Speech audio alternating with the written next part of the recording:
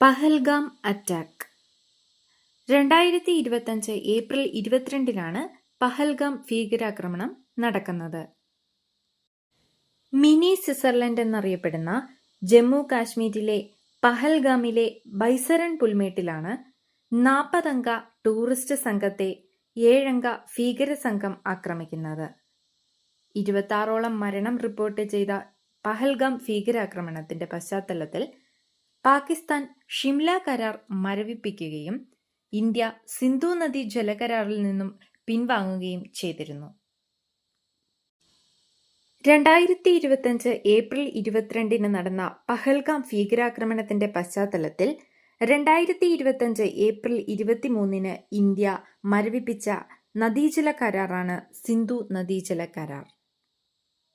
സിന്ധു നദീജല കരാർ സിന്ധു നദിയുടെയും പോഷക നദികളുടെയും ജല ഉപയോഗവുമായി ബന്ധപ്പെട്ട് ലോകബാങ്കിന്റെ മധ്യസ്ഥതയിൽ 1960 സെപ്റ്റംബർ 19-ന് കറാച്ചിയിൽ ഒപ്പിട്ട നദീജല കരാറാണ് സിന്ധു നദീജല കരാർ.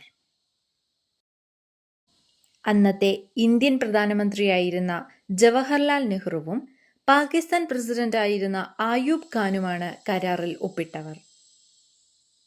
ഏഷ്യയിലെ 2 രാജ്യങ്ങൾ തമ്മിലുള്ള ഏക അതിർത്തി കടന്നുള്ള ജലപങ്കിടൽ കരാറാണ് സിന്ധു നദീജല കരാർ.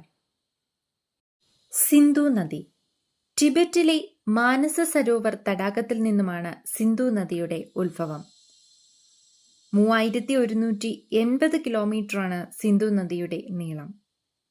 ജമ്മു കാശ്മീരിലെ ചില്ലാറിൽ വെച്ച് തെക്കോട്ടൊഴുകി പാകിസ്ഥാനിലേക്ക് നദി കടക്കുന്നു. പാകിസ്ഥാന്റെ പ്രധാനപ്പെട്ട ഒരു ജലസ്രോതസ്സാണ് സിന്ധു നദി. സിന്ധു നദി ഒഴുകുന്ന രാജ്യങ്ങൾ ഇന്ത്യ, പാകിസ്ഥാൻ, ചൈന എന്നിവയാണ്. പാകിസ്ഥാനിലെ കറാച്ചി തുറമുഖത്തിനടുത്ത് വെച്ച് സിന്ധു നദി അറബിക്കടലിൽ പതിക്കുന്നു. കരാറിലെ വ്യവസ്ഥകൾ ഇപ്രകാരമാണ്. പടിഞ്ഞാറെ സിന്ധു, ജലം, ചിനാബ് എന്നീ നദികളിലെ ജലം പാകിസ്ഥാനും കിഴക്കുള്ള ബിയാസ്, രവി, സത്ലജ് എന്നീ നദികളിലെ നിയന്ത്രണം ഇന്ത്യക്കുമാണ്.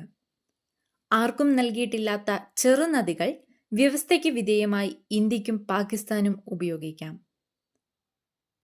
ഇന്ത്യയും പാകിസ്ഥാനും തമ്മിൽ 1965, 1971, 1999 എന്നീ വർഷങ്ങളിൽ നടന്ന യുദ്ധത്തിന്റെ പശ്ചാത്തലത്തിലോ 2001 നടന്ന പാർലമെന്റ് അറ്റാക്ക്, 2008 നടന്ന മുംബൈ ടെററിസ്റ്റ് അറ്റാക്ക്, 2019 നടന്ന പുൽവാമ അറ്റാക്ക് എന്നീ സന്ദർഭങ്ങളിൽ ഒന്നും തന്നെ ഇന്ത്യ സിന്ധു നദീജല കരാർ റദ്ദാക്കിയിരുന്നില്ല.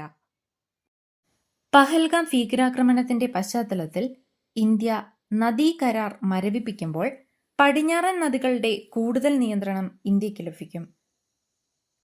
പടിഞ്ഞാറോട്ടുള്ള നദികളിൽ ഇന്ത്യ നിർമ്മിച്ചിരിക്കുന്ന ഡാമിലെ ജലയൊഴുക്ക് നിയന്ത്രിച്ചാണ് കൂടുതൽ നിയന്ത്രണങ്ങൾ കൊണ്ടുവരുന്നത്. പാകിസ്ഥാനിലെ പഞ്ചാബ്, സിന്ധ് പ്രവിശ്യകളിലെ കൃഷിക്ക് പാകിസ്ഥാൻ ഈ നദികളിലെ ജലമാണ് ഉപയോഗിച്ചിരുന്നത്.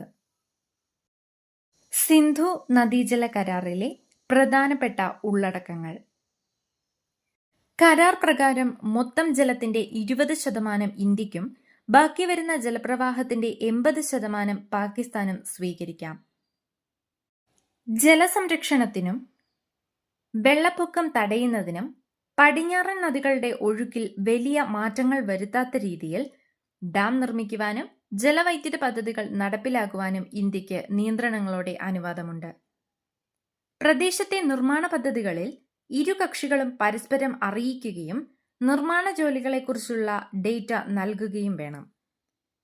എന്തെങ്കിലും പ്രശ്നങ്ങൾ ഉണ്ടാവുകയാണെങ്കിൽ തർക്കപരിഹാരത്തിന് പ്രത്യേക സംവിധാനങ്ങൾ തേടുകയും വേണം.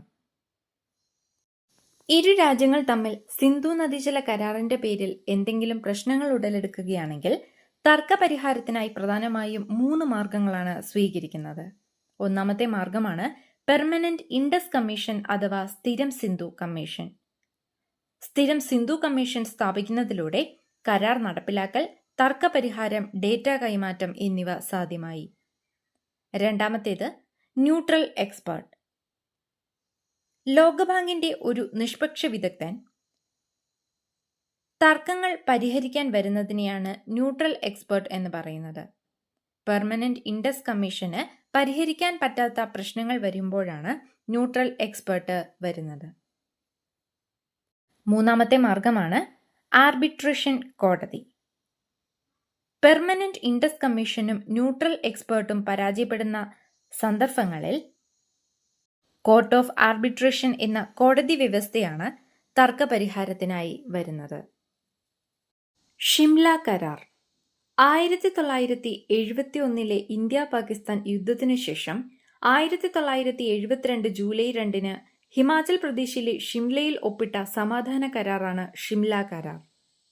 ഇതുപ്രകാരം അതിർത്തിയിൽ ഇരു കൂട്ടരും അംഗീകരിച്ച നിയന്ത്രണ രേഖ നിലവിൽ വന്നു. ഈ രേഖ മാറ്റുവാനും ലംഘിക്കുവാനും രാജ്യങ്ങൾ ശ്രമിക്കരുതെന്നും കരാറിൽ പറയുന്നു. അന്നത്തെ ഇന്ത്യൻ പ്രധാനമന്ത്രിയായിരുന്ന ഇന്ദിരാഗാന്ധിയും പാകിസ്ഥാൻ പ്രസിഡന്റായിരുന്ന സുൽഫിക്കർ അലി ഭൂട്ടോയും തമ്മിലാണ് ഷിംല കരാറിൽ ഒപ്പിട്ടത്. ഇതിനു മുമ്പ് കാർഗിൽ യുദ്ധത്തിൽ ഷിംല കരാർ പാകിസ്ഥാൻ ലംഘിച്ചിരുന്നു.